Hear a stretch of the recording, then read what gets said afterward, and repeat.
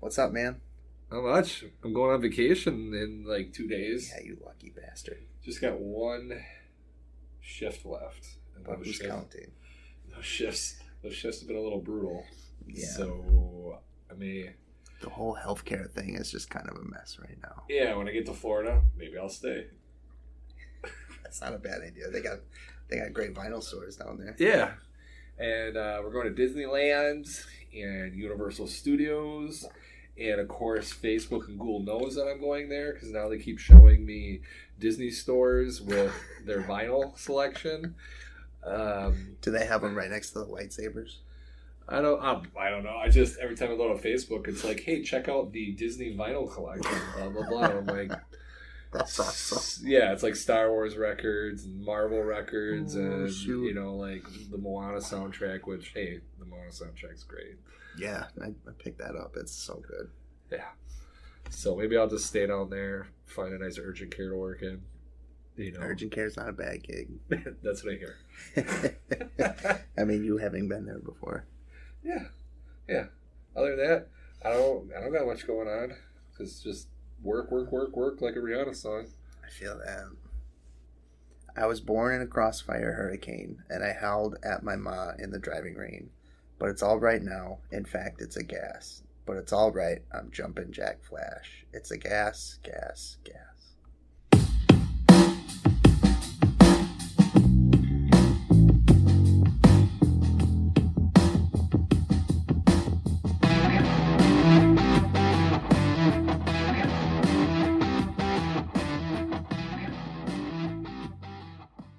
What up, party people? Coming at you from the beautiful city of Appleton, Wisconsin. Not today. It's a muggy, rainy day today. Yeah, there's a little sarcasm in my voice. I don't know if you picked up on that. And no, it's kind of one of those days where your underpants don't leave your crack. You just want to come down to the basement and record a podcast. Yeah, I was like, what's better to do than that?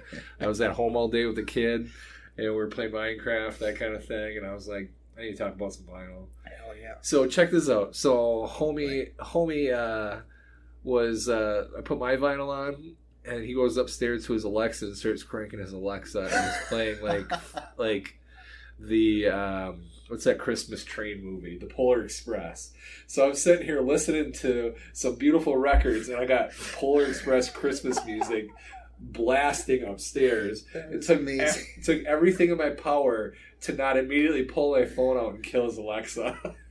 That is awesome. Yeah. So anyway, Oh, man. as you may come to know, maybe you're new to us, my name is James Doran. With me, as always, is the guy who coincidentally has no alibi for the Tupac or Biggie Smalls murders, the guy who Sean P. Diddy Combs is too afraid to make direct eye contact with, Aaron Rhodes. To be fair, I was not alive for either murder, so Likely story. I do have an alibi. I don't believe that one bit. So just a reminder, I never really ever tell Aaron about his intros. No, so my reactions are the first time I'm hearing them, and they're always good. They're always good. It's getting to the point where I got to start paying attention because once in a while I almost repeat myself. That's okay. Yeah. That's okay. Our 15 listeners may be disappointed. Yeah, no, I think your parents will understand. My dad brain kicks in. Not like Will Smith's parents. No. Speaking of dads, so Limp Bizkit kind of had a little bit of a resurgence recently when they played Lollapalooza. Do you want to know why that was? It was very, very strange and very, very weird. So, if anyone remembers Fred Durst, you know, the titan of nu metal, as it was called in the 90s. I'm still not okay with the whole nu metal verbiage. That's just weird. No, it sounds weird. It sounds weird. I don't even remember. I was very much alive at that point in the world, and I don't really remember using the term nu metal a lot. I remember saying rap rock. Yeah. Because that was Limp Bizkit, Korn. There's a lot of other... Kid Rock. God, you can't forget about Kid Rock. I do love me some Kid Rock. Yeah, my best thing he ever did in life was Joe Dirt. Anyway, That's so... true. Yeah. So, of course, they played Lollapalooza. And Wes Borland, I think you believe he's their guitarist. He looked like a freak like usual. Yeah. If you're a Limp Bizkit fan, I'm sorry, but I'm not sorry. Wes It's Borland dresses weird. It's kind of one of those when we talked about Metallica not too long ago about it's time to kind of grow up a little bit, move on, get rid of the gimmicks. Yeah, he kind of looked like an outcast of a Gwar member. He had like a Phantom of the Opera mask or something on, and it was just... Do you remember DC Comics? There was the female samurai with the white mask. Yeah. If you ever knew that. That's what he looked like to me. Yep, absolutely. It just didn't fit. Between that and old man Fred Durst on stage. Yeah, Fred kind of... The internet got crazy because Fred... go ahead and look it up. Fred Durst, Lollapalooza. He had long white hair, like... not down to his shoulders, but definitely a marked change from his shaved head and backwards baseball cap that we're used to seeing. And then he was wearing red sunglasses, which looked like his trademark thing now. That probably could be. I think almost every picture I find of him is with red sunglasses. So you're looking up Fred Durst pictures on the regular? Yeah. Yeah, in my free time. I don't that one bit. So, the internet was freaking out because they're like, is this real? Is this his actual hair? Is this his new look? And they're like, oh, Fred Durst, dad vibes, blah, blah, blah. Like, the internet went crazy. I got the picture of the whole band up here right now. That screams middle-aged dad to me. Yeah, that's the theory on the internet was that it was intentional, that he was trying to look like a middle-aged dad. I mean, he hit it right on the head if he was. Right, and then there were memes going around implying that he looked like one of the bad guys from an episode of Scooby-Doo. Yeah, that was my favorite. And he would have got away with it if it wasn't for those meddling kids. And that guy's stupid mask. Yeah, and apparently, too, there was a bit of a resurgence on their music after the Lollapalooza show and the little internet spike. I don't think they were bad in their heyday. I wasn't a huge fan of them. They were definitely strange and out there, but I don't think they were bad. They definitely have some memorable songs. Yeah, Break Stuff, their cover of George Michael's Faith. I know you love George Michael. Everybody loves George Michael. Especially Aaron. So, fun story. We may have told this before, but when Aaron got some of his dad's records, one of them was Wham's Make It Big. And I was a little jealous about it. Aaron was like, I'm not going to listen to this. I'm like, Careless Whisper. And he's like, what? So he listened to it and he was like, it wasn't the worst thing in the world. But then I went out and bought a cherry copy of it because it's not being made anymore and spent like $30 on it. And I was very excited to get it. Yeah, it's music, that's for sure. All right. So going back to Fred Durst. So they kind of fell out of favor for a while. How old were you in 1999? 5. You were 5 years old. Just starting kindergarten. So I was getting close to graduating high school at that point, and one of the big popular things was Woodstock redos. Mm-hmm. So Woodstock, obviously, I think it was summer 1969. And then, if I'm remembering correctly, they may have done more, I don't remember, but they had a Woodstock in 1994, and then the last one that we had was Woodstock 99. I didn't know they had one in 94 as well. That's kind of interesting. Yeah, I vaguely remember, because obviously this is when MTV kind of ruled the land a little bit.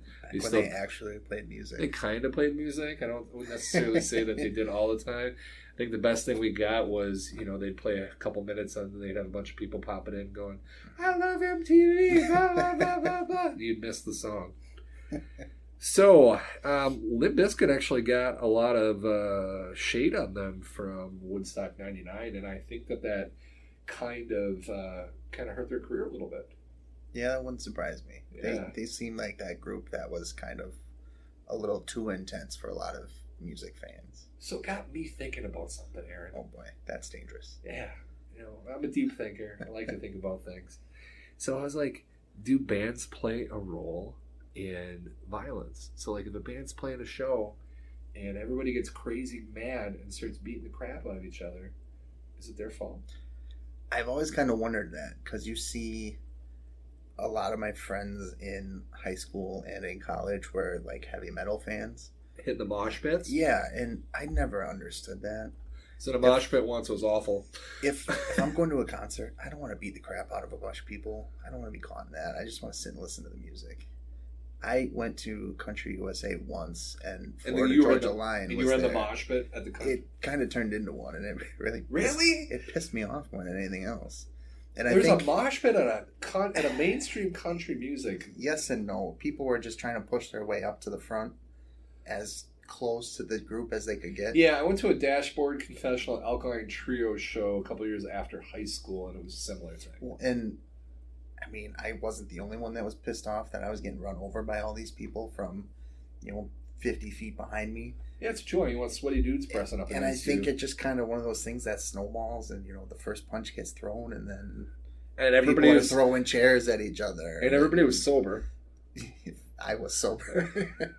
Maybe that was my issue, but I don't know if mosh pits start like that, or if one of the artists throws something into the crowd, or how they really start. But that always kind of intrigued me. Not that I ever want to be part of one. Yeah, so you hear that if you run into Aaron in the real world, you can punch him. Please don't. So anyway, if we're going to truly understand this situation, I think we got to kind of set the stage a little bit. We got to review what was going on at the time. So I did a little research. Y2K was coming and everybody was scared. You laugh. People were freaked out about that. I was not. I was young and invincible, and I had other things on my mind at that age. So an estimated 220,000 people were there. It was supposed to be 250,000 people, so 250,000 people. This does not include vendors, security, or media. It's a lot of people. That is too many people. Yeah. So have you ever seen videos of Woodstock, like the original Woodstock? A couple, not too many. So that one was actually held on a farm. So that one, from my understanding, was supposed to be more of a peaceful protest, for lack of a better term. Yeah, I mean, I'm not going to pretend to understand what the world was like in 1969. However, yeah, that's kind of the gist of what I got out of it. That's the way it was portrayed to the general public, anyway. Right. So, Woodstock 69 took place on a farm in upstate New York where there were streams. And you may remember there were people playing in the mud and naked and free love and all that stuff. Okay? So, you would think that someone would be like, man, we should have a nice green area.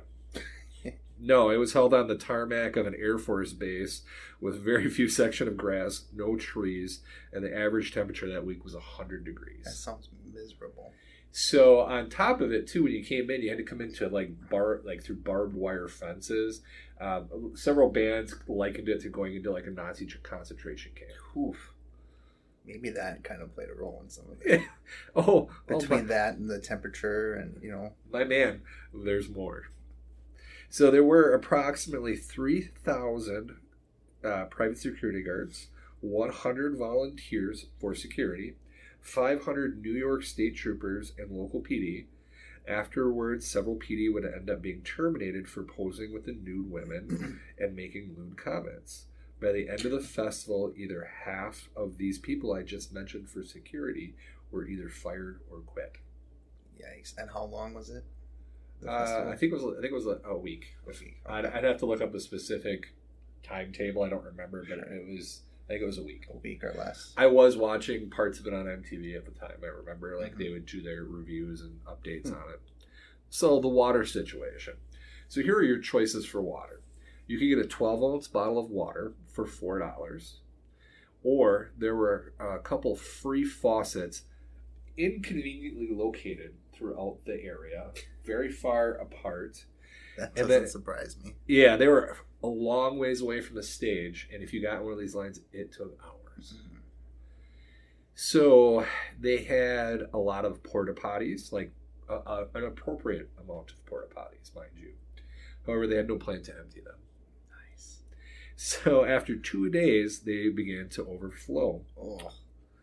And they would overflow into the camping area, and several people reported sleeping in urine. That's so gross. Yeah, and people were literally, because they were so full, just urinating wherever on the ground. So there were video footage that I watched of people walking through pee. This kind of sounds like Country USA. That's probably for a different reason. Yeah.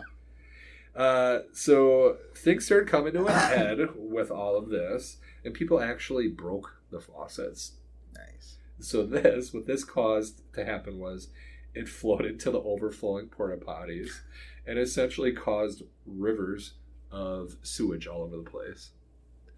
Now, if you watch the Woodstock 99 footage, there were people very similar to the original Woodstock playing in the mud. They weren't playing in the mud. They were playing in the poop. They were playing in urine and sewage. Nice. All right. Ugh. So, yeah, that's great. What a time to be alive. So, yeah. So Limp Bizkit took the stage, and the press would later end up giving them a lot of negative coverage as a result of how they handled the crowd. Before everything got started, they were asked to kind of calm the crowds down. Okay, before they took the stage. Limp Bizkit is probably the last group that I would ask to calm anything down. But they weren't going to end up being the biggest troublemakers, as you'll find out. Before their set, the crowds had actually started dismantling the protective wood barriers around the stage. This is like plywood, okay? So you could easily see this on a lot of like the footage if you ever watch any of it. Let's also preface this by saying this was kind of at the beginning of Limp Bizkit's start to like their first album came out in '97. I think this was before Chocolate Starfish, if I remember this was correctly. Right before Chocolate Starfish. Right, and then they really didn't do much after that album dropped. So as I said, they were asked to calm the unrest. They took the stage late Saturday night, and many believed they would be the catalyst for the next 24 hours of destruction that would happen. So what do you think Fred did? Probably the opposite of what he was asked to do, knowing Fred. So, well, I think his actions can be best described by using his own words uttered at the beginning of one of their most notable songs. Oh, God. Did you ever have one of those days when everything's fucked up and you just want to break stuff? He even reportedly, like, dived into the crowd and was surfing on pieces of plywood in the crowd. I mean, that's kind of awesome. I'm not going to lie. But that's not what you want to do in a group like that. Side note, I watched part when they played that same song at Lollapalooza that just happened. He made jokes about Woodstock 99. He was like, this isn't Woodstock 99. Yeah. So he was very cavalier about that. And that's probably his old age kept catching up to him and realizing I'm not that same guy I was 20 years ago. Right. I hope anyway. It's very optimistic of you thinking that Fred has grown a little bit as a person. Well, when I watched it, I took it as like he's making fun of it. He doesn't care. Well, yeah, I don't know. I'd like to give him the benefit of the doubt, but you're probably right. Right. So who do you think really kind of like caused stuff to get kind of crazy? As far as bands? Or yeah. I don't even know who else was there, really. The Red Hot Chili Peppers. Well, that doesn't surprise me. So, prior to the Chili Peppers, and I believe this was after Bizkit, but before the Chili Peppers, an anti-gun group handed out candles for people to light during the song Under the Bridge as a peaceful protest.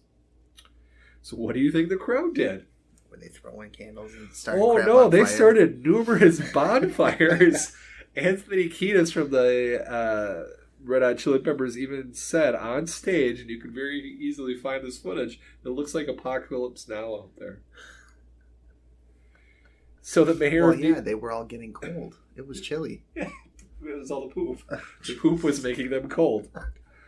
The then mayor of New York asked them to speak to the crowd, and the Chili Peppers said, hey, let's chill out and enjoy the music. No, they didn't actually say that. That's a joke. No. You would hope they would say that. No, they did not. All right, so when preparing to close their set, obviously things were kind of going awry at this point. The then naked bassist, Flea, completely naked at this point, he could see the crowd was getting kind of unruly, and they had a particular song queued up, and they were going to play it. Oh boy. He said to Anthony Kiedis, he asked him, he goes, do you want to play this song? And you know what Anthony Kiedis said? This is a direct quote. Fuck yeah. I was gonna say that's kind of what I expected. So they launched into a cover of Jimi Hendrix's Fire. Oh god. Basically, this caused the fires to increase, all hell to break loose, and if I remember correctly, and I think I remember watching this on MTV, I think I remember the Chili Peppers running off the stage and into a helicopter. Yeah, I was gonna say, how do you get the heck out of there? I believe the riots just went nuts at that point, and they had to flee. So over the next 24 hours, a lot of looting and sexual assaults took place. Later, several eyewitnesses report a lot of the sexual assaults taking place during the Korn and Limp Bizkit songs. As I mentioned, a lot, it was hot. There were a lot of naked women walking around, a lot of women that were topless. So, just a reminder, for firm response from us, nudity does not equal consent. Right. Absolutely. Absolutely. So, you were a kid at the time. Right. So what do you think here about all this? I think it's a little crazy. Yeah. like really crazy. I had heard of Woodstock 99, but I never knew what went on to that extent. I think I remember learning about the original Woodstock in history class, but all they mentioned was it's a peaceful protest. This sounds like the exact opposite of that. Everything just kind of turned on its head. So you think the bands were at fault? I hated Limp Bizkit for years after this. I don't want to say they're at fault. They probably played a supporting role in it. Yeah, but I would agree. Knowing everything that kind of went on, there were a lot of other factors that compounded on each other. Right, and I forgot about the Chili Peppers' role in this until I was researching this. Mm-hmm. Some of the stuff, like the quotes of what they were saying, I remember seeing that on there as well. Right. But I do remember the press filleting Bizkit over this and really blaming them. They probably accelerated a lot of it, but I don't think they were the root cause of No. any of it. Absolutely not. I do think that they did have a little bit of a responsibility to try to do the opposite of what they did. Correct. I think they should have tried to make the environment a little safer. Because you've got to think, like, the most influential people in those moments are the people up on stage. Right. And everybody down in the crowd is going to feed off of whatever energy you're bringing up there. And you're probably feeding off of whatever energy that they're giving onto you, too. So it was probably a lot of give and take, too. Right. And if they were in one of those moods where, they... Like, let's break shit. Yeah. They shouldn't have played. Right. They shouldn't have played the songs. They should have, put a hold on things. I mean, if we lost all of those police and everything like that, everybody should have known that wasn't a safe environment. Yeah, and I think that probably falls on whoever organized the whole thing, too. Right, which I know MTV played a pretty large role. It does not sound very thought out at all. So does it shock you that we're in the year 2021 and no one's done another Woodstock since then? No, it doesn't. Because that would absolutely not fly right now. No. It's like that. That'd be, I think the cancel culture would come after these bands pretty hard over this stuff. God, yeah. It's kind of like that age-old do video games inflict violence on people too. Like, you think, you and I grew up with the Grand Theft Auto franchise. Right. There's a huge argument on whether those games should be, or similar games should be made. So I worked at GameStop for about 10 years, so I could probably talk about this subject for a lot of years. Right. And really kind of hit a lot of points home, but we're not going to do that. I will agree with you, though, there is a strong parallel between the two. And I'm not saying it's 100% squarely on the Red Hot Chili Peppers and Limp Bizkit, but what I am saying is they essentially dumped some gasoline on the situation. Absolutely. And they do deserve a little bit of flack over that. There's a lot of people, I mean, the organizers, they played a huge role. I'd say ultimately the onus is on them. Right. I think that the majority of it is with them. But there is also some personal responsibility that if you're at that concert and you see stuff's not being safe, you should leave. Get the hell out of there. Right. Yeah. So there's a lot. But Right. we're not blaming the We're not going to victims. blame anybody. No one person, I think, is at fault. There are definitely a lot of influence and, like you said, gas on the fire, and it just kind of got out of hand.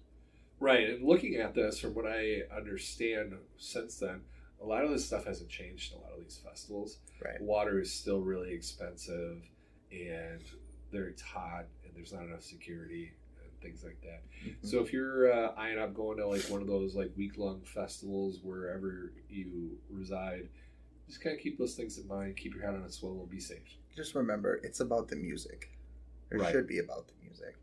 I've never been to Lollapalooza. I've always wanted to, but I've never been, so I don't know what that's like. We're planning on potentially going to what's it called again? Summerfest? Summerfest next year in Mhm. Milwaukee, and we'll definitely plan on being safe ourselves. I don't Absolutely. know. I don't know if we'll be there all night, kind of a thing. Right. So Just be smart. Make good choices. yes. So we had someone die. We did. It's a group we've talked about a few times in the past. Charlie Watts, drummer from the Rolling Stone, died at age 80. Sounds like it was unexpected. And from what I could tell, he died in a hospital in London. And the quote I read was, they had this big North American tour coming up. I don't remember when it was supposed to start, but they said that he was going to miss the tour anyway after some quote unknown medical procedure. And it sounds like he never was discharged after this procedure. So we don't want to speculate, but it may have been some sort of complication from a procedure. I don't remember which one it was, but one of them had made it common knowledge that they had cancer at one point. So I'm wondering if it was him. It very well could be. Yeah. Well, But 80 years old, it's a long time for a musician, especially.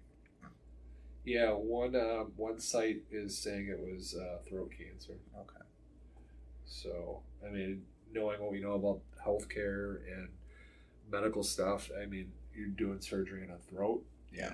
A lot of stuff could go wrong. A lot Lots of of stuff stuff, could yeah. go wrong with that. Yeah, it's sad. The music world is definitely going to grieve for quite some time, and I feel like we've had a lot of legends pass away in the last couple months. No, like Bismarcky. Shock G. And that's unfortunate. And our heart goes out to their families. Absolutely. So speaking of the music, because that's what we're here for, we've given each other a couple records over the last, several months. Yeah, I think I tried to count the other day. I want to say it was 9 or 10. I don't remember. Yeah. So let's not. We always try to make things positive. Right. So let's not focus on ones that were kind of a miss. But what are some of your favorites that I got you? I think the J.D. McPherson is one of my favorites for sure. I still listen to that album. Heart and Soul, I believe it is. Yep, Undivided Heart and Soul. I listen to that probably every other week or so. And when you have as many records as James and I do every other week, every 3 weeks is probably considered part of your regular rotation. At least for me it is. I'm trying to go through the list here right now. Orville Peck was an unexpected hit for me. That was a reach. That was a big it's reach. strange and it's out there, but it's really good. Out of everything that I bought you, that was the one that I thought you were most likely to not like. Yeah, and I'm not going to call it my favorite album that I have, No, but I definitely like it and enjoy it. I think at that point my thought process with you was I was trying to hit you with something that was very different than what you listened to. And it 100% was. Yeah. So Orville Peck, Pony. Was it? Yeah, I think it's Pony. Pony. Yeah. So I think his EP that he has out, he's got some Shania Twain songs. Mm-hmm. If you ever want to check that out, from my understanding, is it's a little more. It's not so somber. Right. So. Weezer, OK Human was great. Yola was actually really great too. That one kind of took me a little bit to get into, but once I did, it was awesome. And then I think my other favorite is the Tommy Bolin teaser. just because that guitar hits so well. Good. And the Black Keys. You can't forget the Black Keys.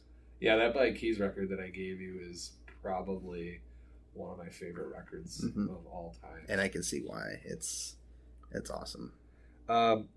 Spoiler alert. I'd probably, if I had to say that, like, my hands down favorite record that you got me is the one they got me last week. And that kind of shocks me. I'm glad you enjoyed it so much, but that surprises me a little bit. Yeah, so Tribe Called Quest. And we'll talk more about Tribe Called Quest here in a little bit when I do my review. I mean, of all the things that I've gotten you, I've done 3 or 4 hip-hop albums. The Weeknd was in there. Jack Johnson I thought was going to be up toward the top of your list because I think that screams James album all over it. I would put that in the middle to lower on that. So that was not as big of a hit, I think, as you were. I mean, I don't dislike it. I don't dislike. Expected it, and that's something you're used to. Yeah, no, absolutely. I would probably say my second favorite's probably the Will Smith and DJ Jazzy Jeff. That was really good because it's so fun. Yeah, so I think we learned a lot about my rap and hip hop taste. It's definitely late '80s, early '90s, which is awesome because they don't make hip hop like that anymore. No, which is sad because it was so good. I'm trying to think what else. Obviously, I love that Alice Cooper record, but I've definitely listened to some other things that you got me more than that. I think the one I've reached for the most was probably that NF album. That was my biggest reach for you, I think. I'm gonna be real straight with you. Totally forgot about that until you said something right now. And that was one that I wanted to get you because I knew, 1, he's one of my favorites. 2, he doesn't swear and cuss a lot like the newer rappers do. And it was something different as far as that's concerned. And that was kind of trying to push you a little out of your comfort zone. You did. I think probably listening to it, the biggest surprise one for me was The Weeknd. Mm-hmm. I feel like that one was completely unexpected when I listened to that, and I didn't know what I was listening to, and it was hard to not pay attention because it was so auditorily overwhelming at times. And the Weeknd is a very moody artist too. Yeah, your first exposure was Starboy, or a little glimpse of Starboy anyway. Which I'm planning on buying. I actually talked to Armando about it, but his black copy was almost going to be close to $40, and I was like, I'm gonna get the blue one from Target for 32. For 32 something. Yeah. Yep. And he was a little bummed out and stuff, but he was cool as he always is. So I do plan on getting that. Plus, they do a song with Daft Punk. He does a song with Daft Punk. I love which Daft Punk. Reminds me, I totally forgot to go get that album today. I could tell you because I was at the store today. They got a lot of copies of Daft Punk, so you're not going to be running out of it anytime soon. I went a little crazy on the auction last night buying rap singles, so I figured I so you're take a on little break. Joshua Sean, was it Noblet? Is that how you pronounce it? He's one of my favorite sellers on the group. He's got a little store in, I believe it's in North Carolina, Gamehead and Vinyl Junkie. Yeah, I believe they do video games and stuff there too. I'm not 100% sure. Yeah, he never pans the whole entire store when he shows, but I believe that is the case as well. I've bought from him as well. Get some great deals from him. For whatever reason, he doesn't have a ton of people that watch him in the group when he's on, which I don't get because he does such a good job. I think it hurts him that he's on the day after Armando is, and Armando usually has upwards of 40 to 50 people watching, and Armando's been on fire lately, and they typically spend quite a bit of money. So I think I've definitely Armando. I've probably paid for part of his house. Yeah, you and I both. So I think that hurts Josh a little bit, but I'm not going to complain. I only had to fight against a couple other people for some of the singles that I got last night. Yeah, they got a new guy, not new to the group, but new to selling, David Paul. He's doing a wonderful job as well. Tuxedo Man. Yeah, Tuxedo Man. Unfortunately, I am always working every single time he does an auction. Yeah, that sucks. Yeah, so hopefully he's fun to watch. He is. I've caught a few minutes here and there, and he does a good job. And personally invited me to watch his auctions. So he's a good dude. Mm-hmm. For sure. So, want to get into some reviews? Yeah, we can talk reviews. Yeah, I think you usually go first. I think I do too. Yeah. So What did I get you again, buddy? last time we did this, James got me Gary Clark Jr.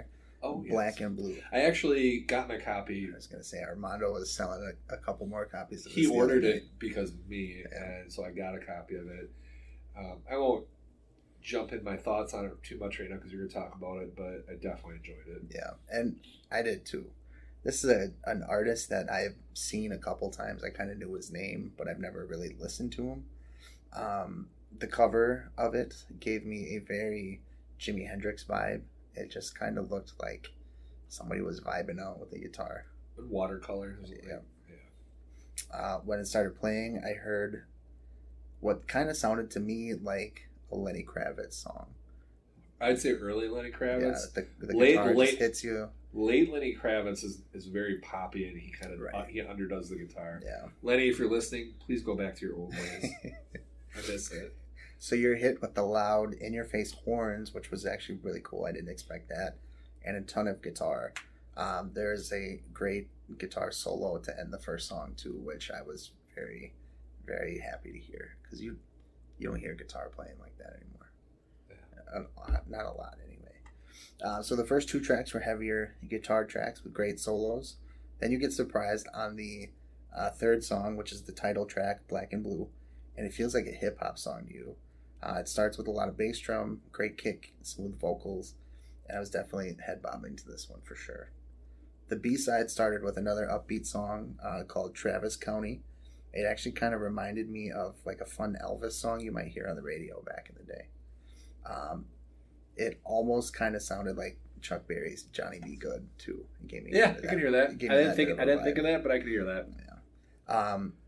Then there's another hip hop song called "The Life," which I listen to on my way to work every morning. I absolutely love that song. It gets me going. So the versatility of this album is just kind of crazy to me. I didn't expect it at all. So side C starts with another heavy guitar track with a bluesy feel to it, and it set the tone for a slower second half of the album. The last side felt like the beginning of a concert to me, where the artists are trying to get their sound figured out. They're kind of playing themselves in. They're just testing things out right at the beginning. The guitar shreds quietly in the background, and then it kicks in really hard. It's kind of back to the beginning of the album where it's back in your face and very strong. And that's the sound that I was kind of waiting for since the first half of the album started. The last song threw me for a bit of a loop. It was kind of like a bluegrass song to me. So it felt very twangy, simple, scratchy voice, all of that stuff. So let's get down to it. My one critique of this album is that some of it feels just a tad bit forced. And I mean that in the fact that it almost sounds like he's trying to present too many different musical styles in one album. It feels I'm not going to disagree with you on that. Yeah, it feels like he's trying to show us his versatility, which he's got a ton of, and it sounds great, but it just doesn't quite all fit together and flow like an older school album. So what you're saying is you'd like to hear the old school Jimi Hendrix album, and then you'd like to hear a hip hop album. Right. Yeah. Right. And don't get me wrong, those two hip hop songs in there are awesome, and I really enjoyed them. They just kind of feel out of place, especially thrown in between heavy guitar tracks. I would agree with that. He did a song for the Justice League soundtrack, and I remember when I found him on Spotify and that song came in, I was like, what the hell am I listening to? Yep. Yeah. So he's talented. Right. I just think he's got a lot of different interests. I think he's got to pick one lane, or maybe not just one. One lane for an album, maybe. Right. Yeah. So now, is this something I would have bought on my own? Probably not. It's a guy I know, but I only know him because of the different record groups that I belong to. So I probably wouldn't have bought him unless it was something that I found for a very good deal. It's something I like, and I will listen to it going into the future. I enjoy the different styles and the variety shows. I just think he tried a little too hard on that. So it's definitely something I'll be keeping and I'll be listening to. Good. I'm glad.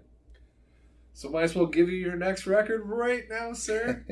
So I did tell Aaron, I said it's a soundtrack. Which kind of threw me off because we were planning to do a soundtrack giveaway in the future. But yeah, so I was at the store today and I had about 3 different soul albums in my hand and I'm just like, none of them felt right. It's been killing James to give me a soul album here. That's exactly it. Like I'm sitting there and I'm like, Aaron really doesn't know any soul albums. I did look at Al Green. I kind of figured that would be. And had they had anything other than his greatest hits there, Mm-hmm. I probably would have got you an Al Green album. But it was just his greatest hits, and I'm walking around, and I have this, and the kids with me, and I'm just like, nothing felt good about it.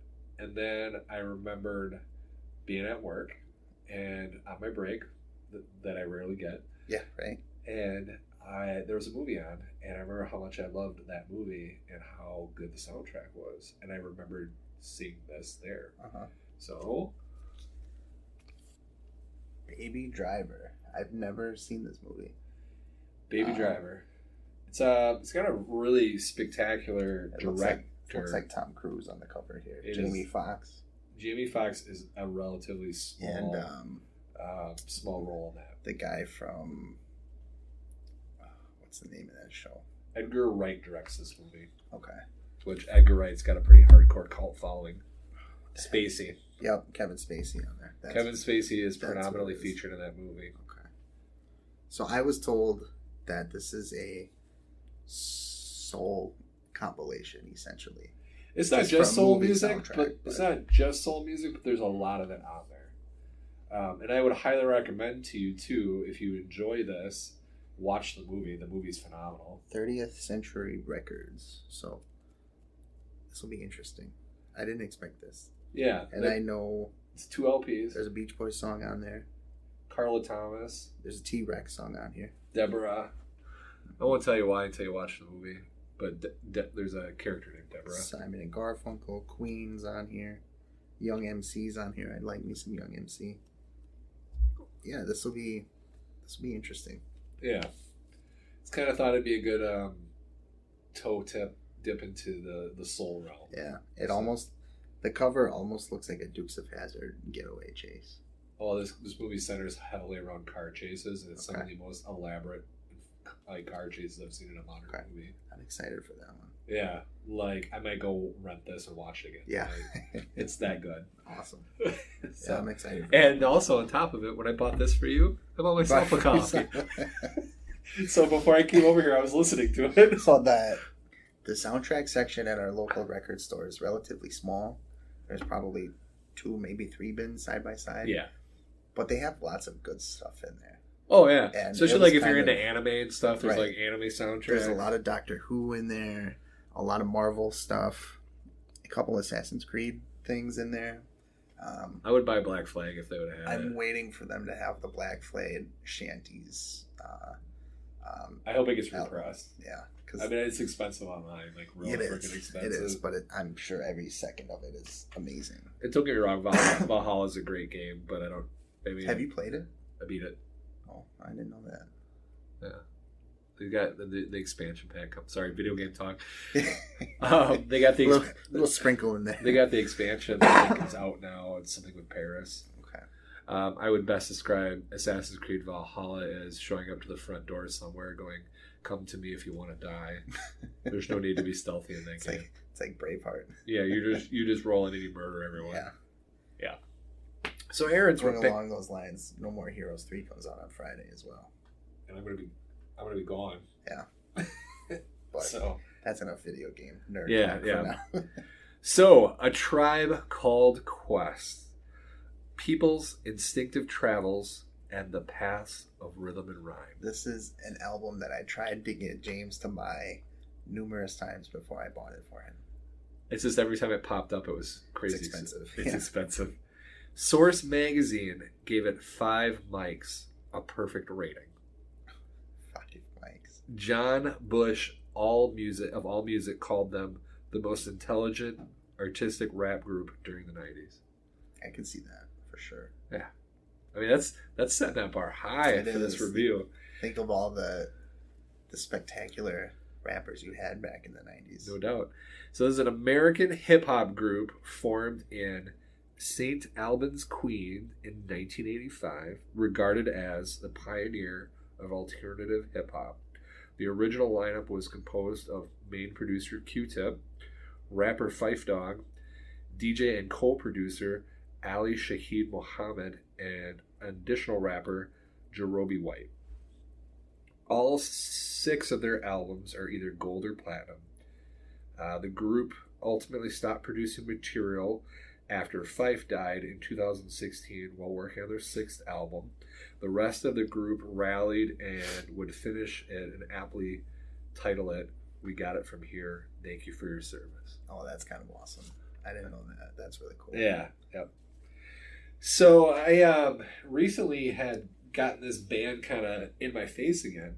So I had bought the Tony Hawk 1 and 2 reissue on Switch, and I believe it was Push It Along was on that. I think so. Yeah. I don't remember if that was on the original soundtrack or not, but it sounded familiar to me when I heard it. Part of me wants to say it was, but I don't remember 100%. Yeah. Well, I had a hard time finding that answer on the internet, so Right. I let it go. So it uses samples. So Push It Along uses samples from Grover Washington Jr.'s Lorraine's Dance. I fell in love with the low-key beat, the keyboard introduction. Q-Tip's mellow voice grabbed my attention right away. There's no posturing. There's no talking about why he is the best, which is what turns me off of a lot of rap music. If you also, then I kind of got down to Luck of Lucian. That kicks off with a sample from Sgt. Pepper. Then kind of lose it with the laid back vocals, and then it kind of picks up the tempo, and it was just a ride up and down the whole way through that song, changing vibes. I loved the 70s soul funk in the midsection. I really appreciated how well it was all blended together. I immediately recognized the horns on track 4 as Donald Byrd's Think Twice. I know that's kind of an obscure song, but I was like, I know these horns. Track 5, I Left My Wallet in El Segundo. I loved the use of Spanish guitars. That's such a fun song. I have to imagine at the time when that came out, that was probably really kind of groundbreaking. I would think so. Because I don't really think I remember anybody before that using Spanish guitars except for Spanish guitars. Right. So, track 7, Bonita Applebum, caught me with its romantic tone. It was a little bit sexy with the light guitar in the background. It was just so good. I can't say enough nice things about this album. Just in those few songs that you mentioned there are so many iconic samples. Yes. And this is their debut album too. Right. They just came out the gate and hit it hard. Speaking of samples, we're going to talk about track number 8, Can I Kick It? One of my favorites. It caught my attention with the use of the slide bass from Lou Reed's Walk on the Wild Side.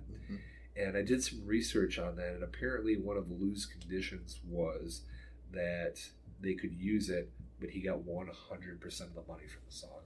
So, Lou Reed, you kind of suck. And this is their most played song on Spotify, too, if you look it up.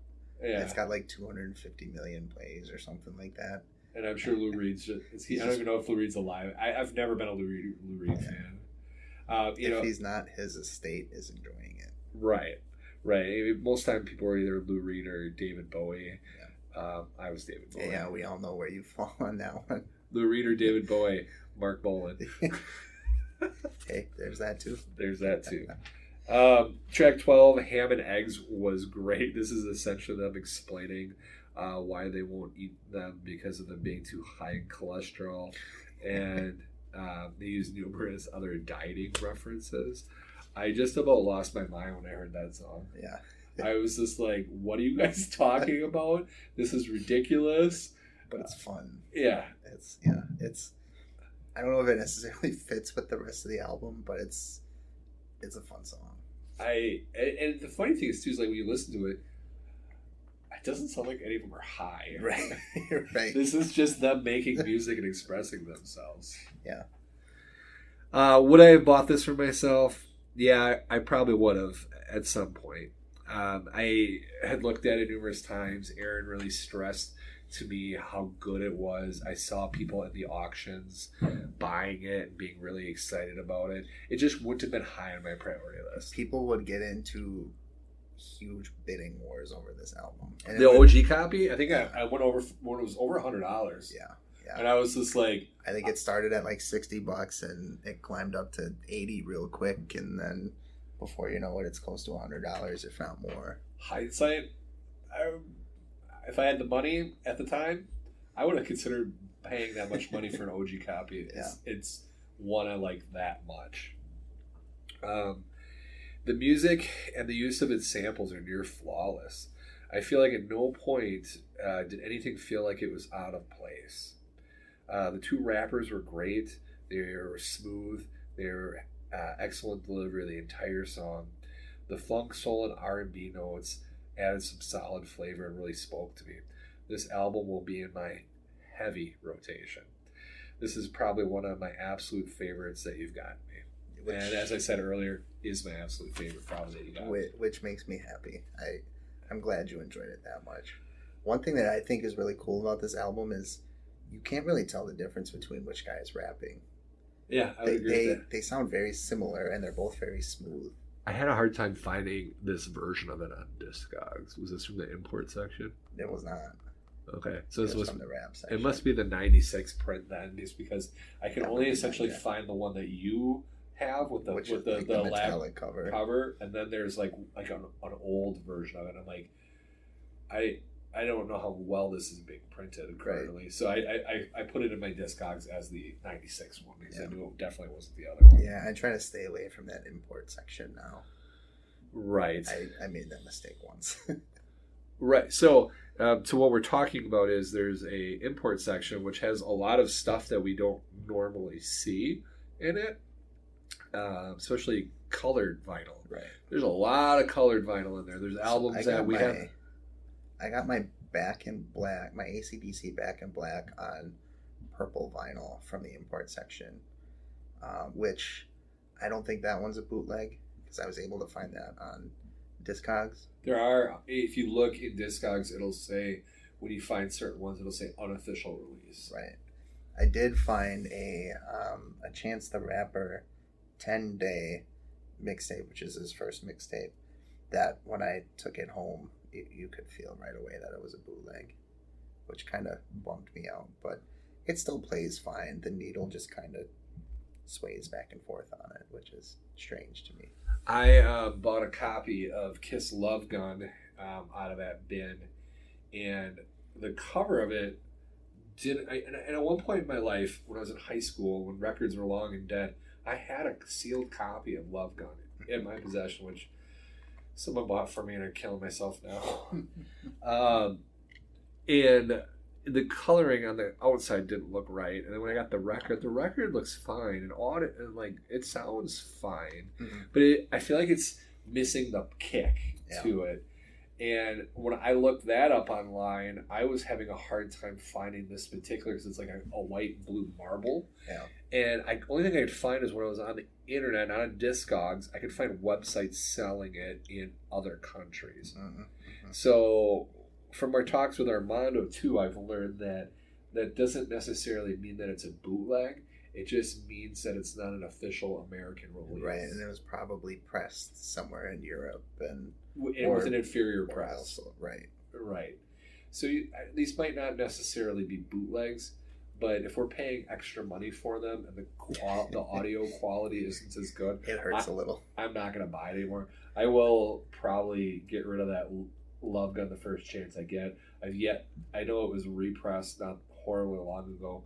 I'm just holding on to it while I wait to find another copy. And I typically will half-heartedly dig through the import section, just kind of look what's there, but I typically will not buy from it anymore. Yeah, and then Kiss's other farewell tour, so hopefully they do a bunch of reissues. Farewell tour number, 3, 4? It's technically 2. This will be the second time I've seen them on their farewell tour in 10 years. Which is more than 10 years, 20 years. So 10 years from now, we'll have tour number 3. Yeah, no, they're getting pretty old now, and hopefully they realize that. Hopefully they hang it up. So anyway, what'd you get me, buddy? So I got you another hip hop album. What? I'm kind of trying to flesh out James's hip hop. You got me hip hop? This is one that you and I have kind of talked about in the past. I just want to point out, I don't know what this is, but looking at the back of it, I like that it says Vinyl 1, Vinyl 2. That kind of drove me nuts. I like it when it says, side A, B, C, and D. This one does not. It drives me nuts. So it's a double LP. You got me some Nelly? I did. If any of my family members are going to be listening to this, they're going to, particularly the ones around my age, they are going to laugh because, as I told you, I made fun of him a lot when I was in high school. This is probably his most well-known album. And that's probably safe to go because if it's the most popular. It's my favorite. They usually have it at Exco, but it's usually quite a bit more expensive than that. So that's why I picked this one up. Not that I wanted to cheap you, but... No, you're fine. I get it. So you got me Nelly Country Grammar, celebrating 20th anniversary of Nelly's Diamond Certified debut album featuring worldwide hits Ride With Me, Country Grammar, Hot. Is that the... It's getting hot in here. I sing that a lot till this day. So, and then Nelly was the number one for 5 consecutive weeks from 8/26 of 2000 to 9/23 of 2000. Holy crap, that's when I was in high school. That that's was 20 years to the day almost. That was right after I finished high school. Yeah. And then then number one single for 4 consecutive weeks from May 27th of 2000 to 6/17 of 2000. And then at this point of the pressing of this, it was certified platinum 5 times. It blows my mind that it's already on its 20th anniversary. Yeah, I remember this song being insanely popular. Yeah. But again, that was when I was why you hate I hate rap. I hate everything that's awful. Rap sucks. Blah blah blah. Now we've kind of turned that tide a little bit.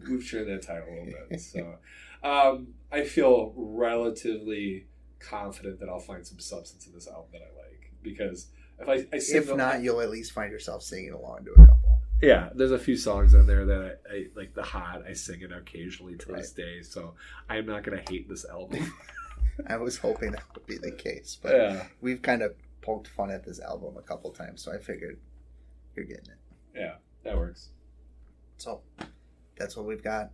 James is going to Florida in a couple of days. Florida. Oh God. That's your next record. Yeah. Oh God. I'll take it back. So we probably won't record for maybe a couple weeks. Yeah. But just bear with us. We're gonna keep plugging away until we get to where we want to be. Yeah, until we get those 2,000 downloads a month, and we get that sweet advertising money, and we can quit our jobs. Right. But yeah, so thanks for coming along. If you've got any topic suggestions, things you want to hear, you want to be a guest on the show, let us know. Yeah, we definitely are down with having some guests on the show. Just remember, you can find us on Facebook at One More Record Podcast. You can find us on Twitter at One More Record Podcast. You can email us at onemorerecordpodcast@gmail.com. We would love to hear from you. Yes, absolutely. So, enjoy the rest of your week. Be smart, be safe, make good choices, and always remember, there's always more vinyl. There's always more vinyl.